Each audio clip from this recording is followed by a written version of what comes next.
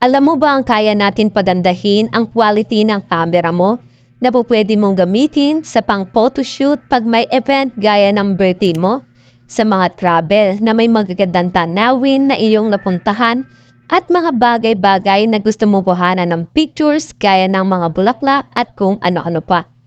At alam mo ba ang kaya rin ng cellphone mo na kumuha ng quality pictures gaya ng nasa video? Dahil ang camera app na ito ay libre lang at madaling i-download. Kung gusto mong matutunan kung paano i-download at gamitin ito, panoorin mo lang ang video na ito at matututo ka kasama.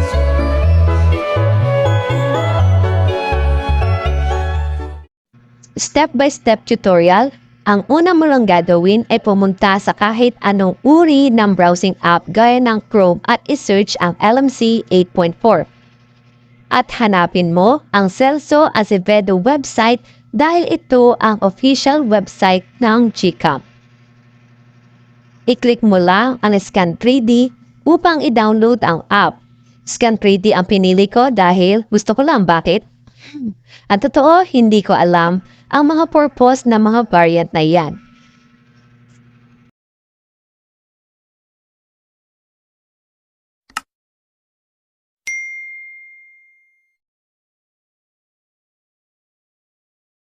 Matapos ma-download, i-open mo ito at bigyan ng permission. Then, i-click mo ang setting icon sa upper left corner, then more settings, then config settings, at save settings. Mag-type ka lang na kahit anong gustuhin mo dahil yan ang pagbabasihan natin kung saan natin i-move ang ating file.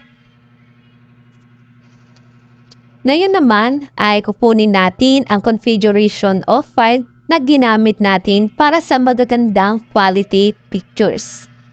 Pumunta ka lang sa YouTube video ko at i-click ang kahit ano, video at yung more para lumabas ang link. Pindutin mo ito para lumabas ang file at i-download.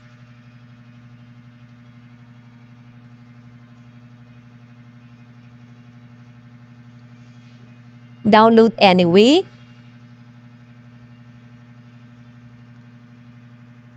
Sabay, pumuntat naman tayo sa ating file manager at hanapin ang ating dinownload na file at i-move sa LMC 8.4.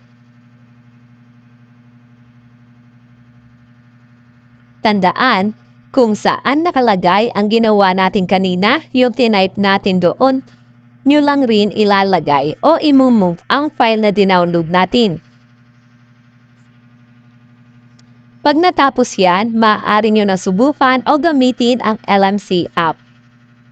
Ngayon, subukan muna natin sa ating stock camera para makita natin ang pagbabago.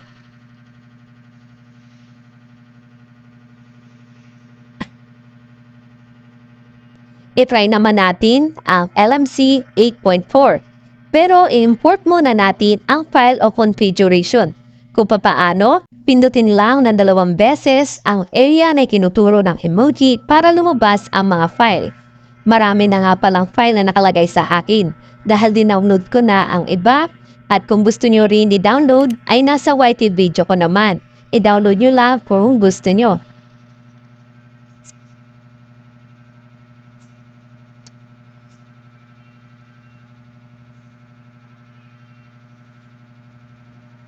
At ito ang comparison ng kuha sa StockCam versus LMC 8.4. Kung mapapansin nyo ay maputla o hindi makulay ang kuha sa StockCam. Pero sa LMC ay quality na, ready to post on social media pa. Yan lang at sana may natutunan kayo sa video na ito.